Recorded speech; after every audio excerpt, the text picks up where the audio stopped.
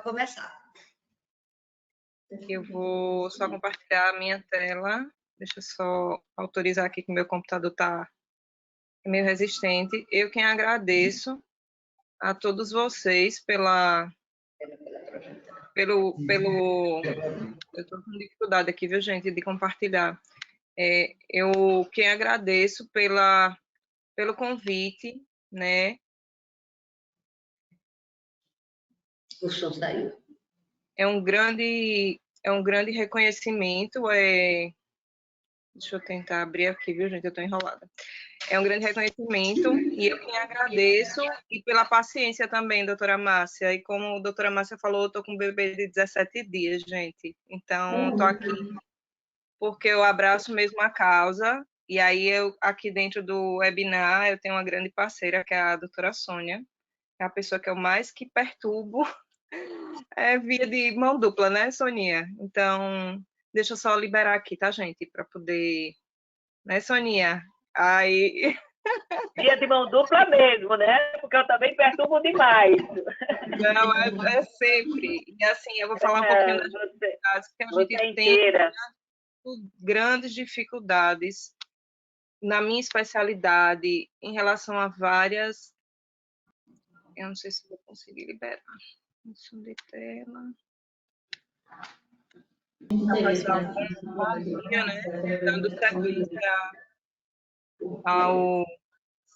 Dando sequência ao tema e tem algum áudio aberto aí. Conseguem fechar o áudio, gente? Então, dando sequência ao tema, né, e ao que foi proposto pelo Conselho Regional de Odontologia, pela pessoa da doutora Márcia. Hoje eu trago aqui para vocês um pouquinho da experiência da gente, e é uma coisa bem mais sucinta do que o que foi apresentado, né? Eu vou tentar direcionar em relação ao que a gente vivencia hoje. Algumas pessoas já falaram sobre esse fluxo de regulação, né? Para quem não me conhece, o meu nome é Ana Carolina Pastilli Pontes, eu sou cirurgiã de cabeça e pescoço, sou médica vinculada ao SUS pelo Hospital Universitário. Hoje eu também exerço o cargo de chefia médica do hospital, então eu entendo bem algumas coisas do fluxo de gestão, estou relacionada com a gestão de leitos do hospital hoje também, por conta do meu afastamento durante a gestação, eu assumi essa função, tentando ajudar o pessoal, então eu tenho uma vivência muito grande das dificuldades, não só como cirurgiã de cabeça e pescoço, tá? Também sou docente do curso de Medicina do Centro Universitário Tiradentes, aqui de Alagoas, tá? E sou cirurgiã de cabeça e pescoço no Hospital Memorial Arthur Ramos, onde eu faço cirurgias que são da rede particular, rede de convênios. Pode passar o próximo, gente. Então, diversas situações chamam a atenção da gente, como especialistas, né? E como a professora Sônia colocou, muito bem colocado, né? Qual seria a situação ideal da gente receber um paciente, né? Se é um paciente com um tumor em estágio inicial, um T1, ou um doente com um T3, um tumor no estágio 3, um tumor no estágio 4, e que a gente vai ter impactos em diversas ações, né? Então, o que é mais fácil de tratar? O doente estágio 1 ou o doente estágio 4, né? E a gente vê nessas imagens a diferença de tamanho, claro que são sítios diferentes, um é língua e outro é assoalho com rebordo gengival, né? Invasão de mandíbula, enfim. Qual é a lesão que é mais fácil de tratar, né? Qual é a lesão que vai levar a menos sequela ao paciente? Qual é a lesão que tem maior chance de cura? Então, quando a gente pensa, o diagnóstico precoce ainda é o foco, é onde a gente tem que bater, é a tecla que a gente tem que insistir para facilitar tanto a cura do paciente quanto as menores sequelas no pós-tratamento, tá? Além disso, né, a história da sobrevida. Então, muitas vezes eu recebo pacientes que é a maior gama de pacientes que a gente recebe como paciente da segunda imagem, né? E assim, qual é a sobrevida que eu espero de um paciente desse, né?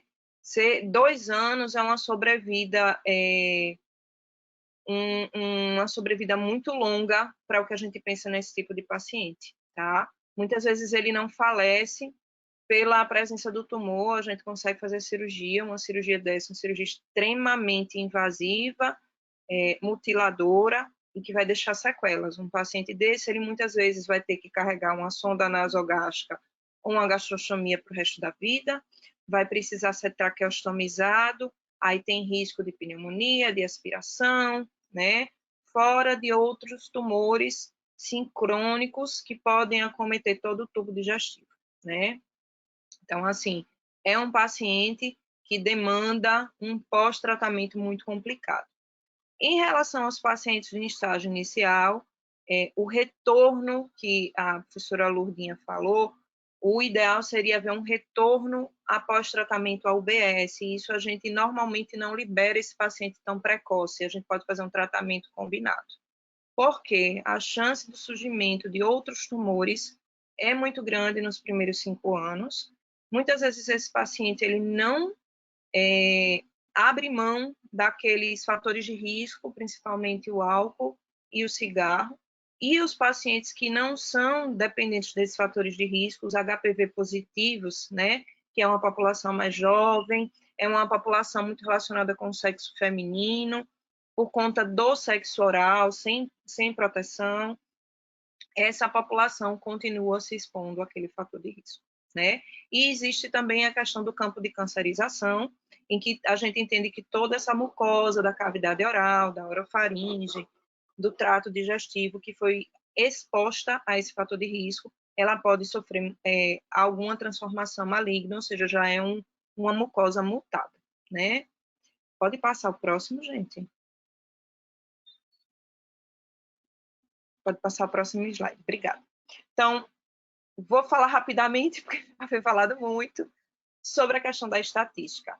Então, quando a gente levanta a incidência do câncer de cavidade oral no país, voltamos a falar próstata, a história do Novembro Azul, a história do câncer de mama do Outubro Rosa, né? Na minha especialidade, a gente tem o Julho Verde, que é um mês que a gente alerta os pacientes para a questão da prevenção e diagnóstico precoce.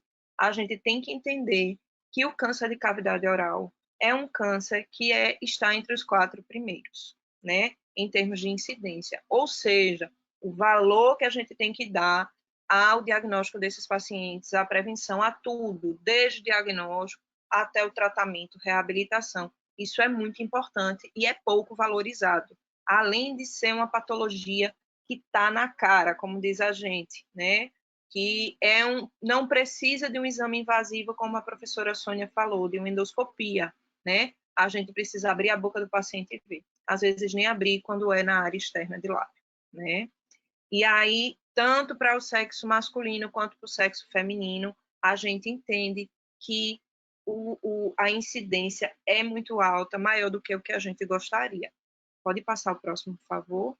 E pensando no estado de Alagoas, né, a gente tem uma incidência, ficou pequenininho também, igual da professora Sônia, foi a mesma imagem, em que a gente tem uma incidência de 8,6 no ano de 2020. Entendam que existe subnotificação. Tudo que é recebido pelos CACONs e UNACONs do Estado é arremetido para o INCA. Isso é uma incidência que é o que vem da coleta. Fora os pacientes que não são diagnosticados, não são tratados e vão a óbito sem essa notificação. Então, isso é subnotificação, gente, entendam. Lá no CACON do Hospital Universitário, a gente recebe, então, a gente notifica o que é matriculado. O que não é matriculado, que está lá no interior ou na casa dele, que nunca chegou a ter acesso, não vai entrar nessa estatística, tá? E aí, 8,6, né, a cada 100 mil homens no estado de Alagoas, e as mulheres caem a 50%, né? E aquilo que a professora Sônia falou, o atendimento que a gente recebe sempre é maior do sexo feminino, sexo masculino, quando chega num estágio muito avançado, que é uma pena. Pode passar o próximo. Então, pensando do ponto de vista da gestão, que foi um pouquinho que eu trouxe para vocês entenderem, né? Não pensando apenas como cirurgião de cabeça e pescoço, mas tentando processar e passar para vocês como é feito hoje, né? A gente tem uma contratualização estadual para oncologia. Então, existe uma rede estadual de câncer, né? E como é que esse paciente é direcionado ao hospital? De acordo com o local que ele mora. Então, não, ele mora no Poço. Então, o local que vai receber ele, contratualizado para receber ele de acordo com o local que ele mora, é a Santa Casa de Misericórdia de Maceió. Não, ele mora no Tabuleiro. Então, o local que vai receber esse paciente é o Hospital Universitário. Interiores, da mesma forma, a gente tem um outro serviço, né, que aí são os 3 que estão vinculados em oncologia para adulto, pensando em câncer de boca, a gente tem outros para a população pediátrica, né, que aí, além do Hospital Universitário e da Santa Casa de Misericórdia de Maceió, é o Hospital Chama no Interior, que já passou por momentos de não ter condições de dar assistência por falta de profissional de cirurgia de cabeça e pescoço, mas hoje a gente tem, acho que de uns 5 anos para cá, a gente tem, sim, atendimento, e existe hoje uma facilidade maior de acesso pela profissional que se encontra lá. E ainda tem uma proposta de ampliar. Então, toda a população que está contratualizada para aquele serviço vai se beneficiar, tá? O agendamento desses pacientes após o diagnóstico, como é feito? Então, como a professora Lourdinha falou, é feito pelo CORA, né, após o diagnóstico. Esse agendamento é feito direto na unidade básica de saúde ou pela Secretaria de Saúde do município, se for no interior, e é direcionada para triagem em oncologia. Foquem muito nisso, gente. Às vezes não consegue a consulta direto para o cirurgião de cabeça e pescoço, mas consegue uma triagem em oncologia, que já é um médico especialista em câncer, não necessariamente cirurgião de cabeça e pescoço, que vai receber esse paciente, fazer o direcionamento e pedir os exames que faltam para esse tratamento que ele precisa, seja cirurgia, quimioterapia, radioterapia, ou se além do cirurgião de cabeça e pescoço, ele precisa de um atendimento de um oncologista, que é o outro especialista que está voltado ao tratamento, né? Então, pensando também em leitos para internação, que é outro grande problema, né? Então, do mesmo jeito que as consultas estão relacionadas com a internação, com a vinculação do paciente. Então, é o mesmo hospital que deve receber o paciente. Porém, a gente tem um número limitado de leitos de oncologia no estado, ou seja, não tem um leito vinculado ao câncer de boca, às patologias de cabeça e pescoço. Eu tenho leitos de oncologia, então eu tenho contratualizados 15 leitos no hospital universitário.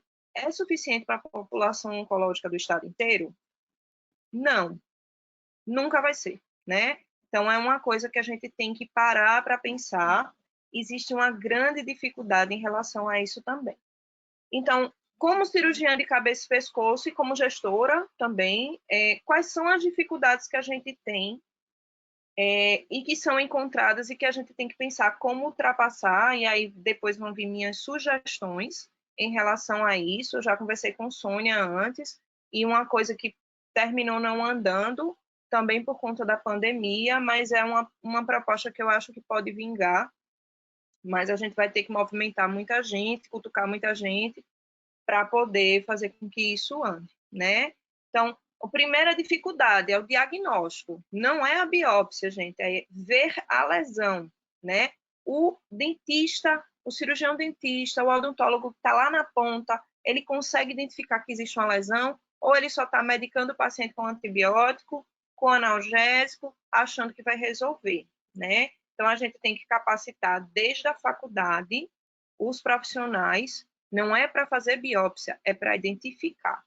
Depois disso, vem a capacitação em biópsia para os que tiverem condição. Os que não tiverem, eles vão encaminhar para os céus, vão encaminhar para o estomato ou para o buco, o que for mais fácil, para poder tentar fazer esse diagnóstico histopatológico, né? E aí é onde a gente vê, às vezes, que o paciente termina tendo um retardo nessa identificação, né? Leva, às vezes, 6, 8 meses para poder chegar a um diagnóstico, para poder ser encaminhado, o que leva meses também para essa primeira consulta com o cirurgião de cabeça e pescoço, que é onde impacta naquilo que a Sônia falou, né? A gente vê os pacientes falecerem, né? O acesso ao serviço especializado não é fácil, né? Então, vocês viram aí que eu tenho pelo menos 3 serviços no estado que atendem oncologia pelo SUS, né? E aí a gente tem algumas dificuldades em relação à disponibilidade de profissionais e remuneração. Então, o profissional em alguns desses serviços, eles recebem por produção, e aí terminam abandonando, não é só a quantidade de profissionais de cabeça e pescoço no estado que tem impacto, gente, é a remuneração que tem interferência. Então, imagine um paciente desse que vai fazer uma mandibulectomia, que vai passar 15 dias internado, que vai precisar de traqueostomia de sonda, e o profissional ele não tem remuneração para isso, tem que passar visita 1 vez por dia, 2 vezes por dia no doente internado. Então, muitos profissionais terminam abandonando a vinculação do SUS. Isso é muito triste, né? Mas é a realidade. Então, eu acho que tem que se trabalhar, sim, na melhora da remuneração para poder agregar os profissionais à rede SUS. E aí existem outros impactos. Por exemplo, eu, durante a pandemia, fui obrigada a me afastar pela gestação. Então, os meus pacientes, quem toma conta? Foi um desespero. Por quê? Porque você quer ajudar e não pode. Existe um contrato pela rede ABSER e a gente é obrigada a se afastar. Então, tudo que eu podia resolver à distância, eu resolvia, mas muitos pacientes precisaram ser redirecionados para outro profissional, né? Então, o número de profissionais que continuou trabalhando também durante a pandemia, isso é outra coisa, e os serviços funcionantes é outra coisa que eu vou falar aí ao final do slide. Em relação ao tratamento, quando a gente recebe o paciente, aí eu volto para aquele slide das imagens, né? É muito mais fácil eu ter leito, sala de cirurgia, né? Material para operar um T1, do que para um paciente em estadio avançado, né? E aí eu falo de serra de osso, que a Mikami vai poder falar um pouquinho disso também, das dificuldades de material. De material para reconstruir, eu não tiro uma mandíbula e deixo o paciente sem mandíbula, eu preciso reconstruir esse paciente. Vai ter placa para colocar no paciente, né? Para fazer a reposição óssea. O hospital oferta isso, está contratualizado para isso, ou não, eu não tenho, eu vou ter que ver uma outra solução, né? No lugar de eu remover uma lesão inicial, no mesmo dia eu consigo fazer 3, 4 pacientes, mas num paciente no estágio avançado eu consigo operar apenas um, né? E aí entendo que as patologias não são apenas o câncer de boca, a gente tem muitas outras oncológicas que precisam do mesmo grau de cuidado e de assistência. Em relação ao diagnóstico histopatológico, o atraso, muitas vezes, não no diagnóstico inicial, mas no diagnóstico pós-cirúrgico, para a gente poder dar acesso ao paciente a quimio-rádio quando é necessário, né? E em relação à patologia, a gente não tem no estado uma disponibilidade, um acesso fácil, por exemplo, à imuno, né? A imunistoquímica. A gente tem sim da parafina e tem uma parceria muito legal com a doutora Sônia, lá no PAN. Às vezes é mais fácil eu biopsiar o paciente com ela, eu encaminhar para ela, do que eu fazer no hospital universitário. Há uma celeridade em relação a isso. E os pacientes no estágio 1, para mim, são urgências, né? Como eu já conversei com Soninha antes, então eu não posso atrasar o tratamento, o diagnóstico de um paciente no estágio inicial, porque ele vai virar um T2, um T3 e um T4, porque as semanas vão passando, né? E aí, do mesmo jeito, vaga para oncologista. Pode retornar, por favor? O slide, faltou só isso. Obrigada. O patologista, né? O oncologista. Então, tem vaga para o oncologista. O oncologista atende 20, 30, 40 pacientes num dia de patologias diversificadas. quanto que eu vou conseguir dar de celeridade para esse paciente dentro do tratamento, vagas para radioterapia também, que são vagas escassas. Então, assim, a gente bate traves de múltiplas fontes, né? Tudo isso é atraso para o paciente. Então, às vezes a gente quer abrir uma agenda, receber o paciente, a gente faz um encaixe. Eu acho que tem alguém com o áudio aberto. Por favor, se for possível fechar. Então, se a gente tiver a gente atende o paciente, o problema inicial, né? A consulta, pede os exames e o paciente bate em tudo, no pedido da TOM, da consulta da ONCO, no pedido do resultado do laudo histopatológico. Então, tudo isso vem a atrasar o problema do paciente, a resolutividade daquele problema.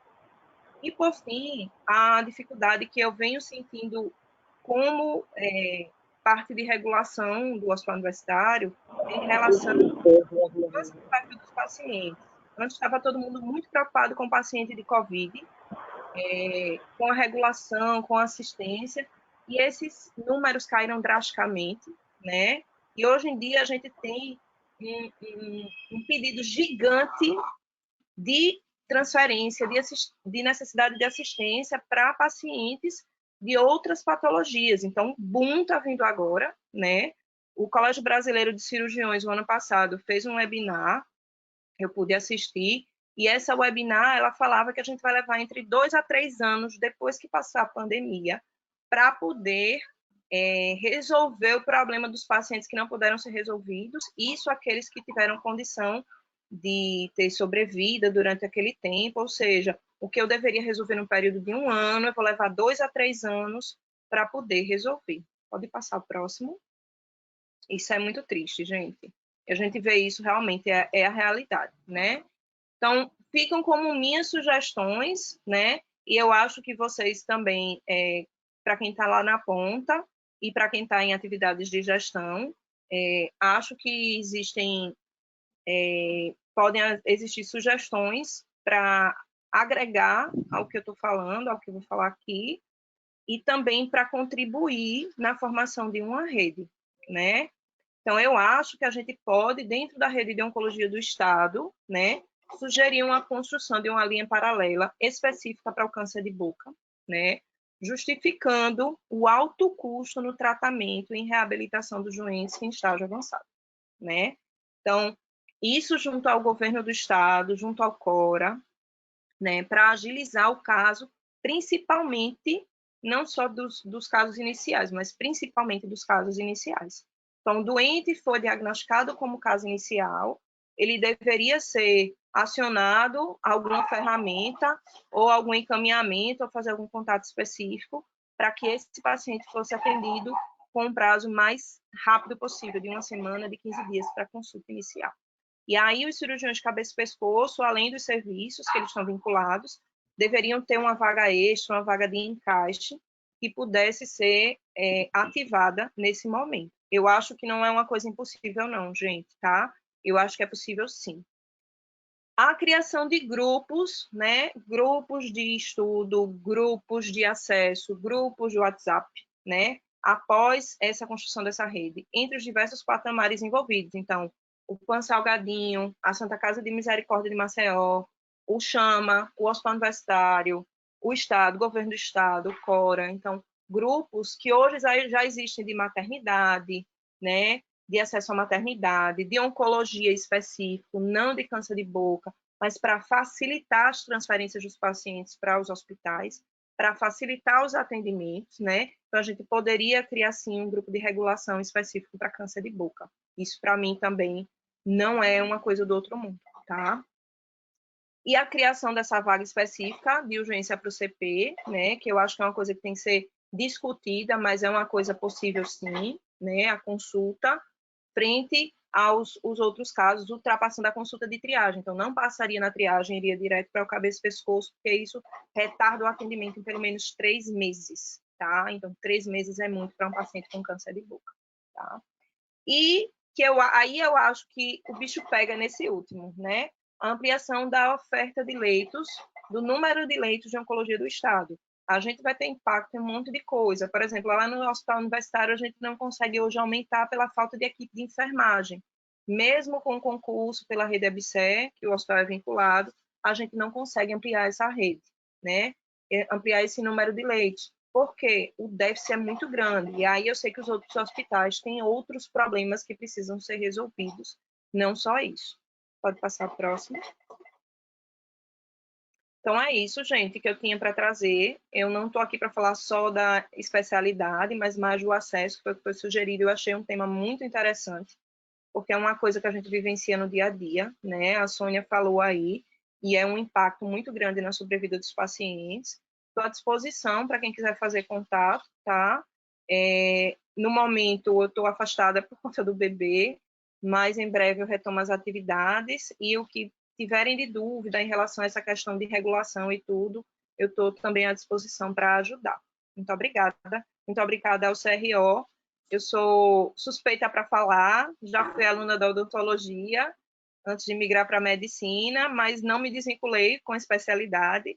E tenho a minha mãe, que é um dos grandes exemplos que eu tenho, que é dentista, que trabalha lá na ponta, numa UBS, na cidade do interior, e assim, a gente vivencia muito junta esses problemas, né, da rede do Estado em relação à atenção à saúde. Muito obrigada, professora Márcia.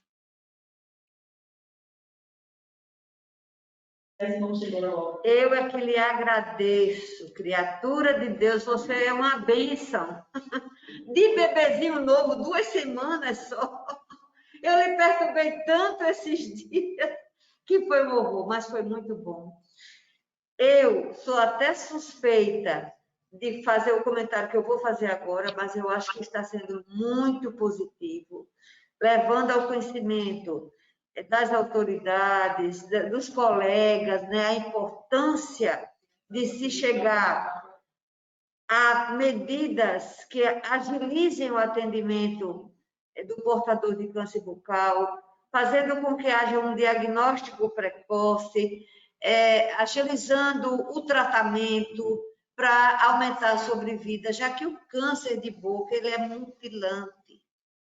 Ele compromete órgãos que deixam o paciente deformado. É muito triste, entendeu? E se a gente abreviar esse atendimento, a gente vai conseguir uma sobrevida maior e menos mutilação. Quero lhe agradecer de coração mesmo. Me desculpe por tanta perturbação que eu lhe fiz durante esses dias. Um beijo no coração. Obrigada, eu estou à disposição para o que precisar. Viu? A senhora não perturba nunca. A gente vai fazer um documento, a gente vai construir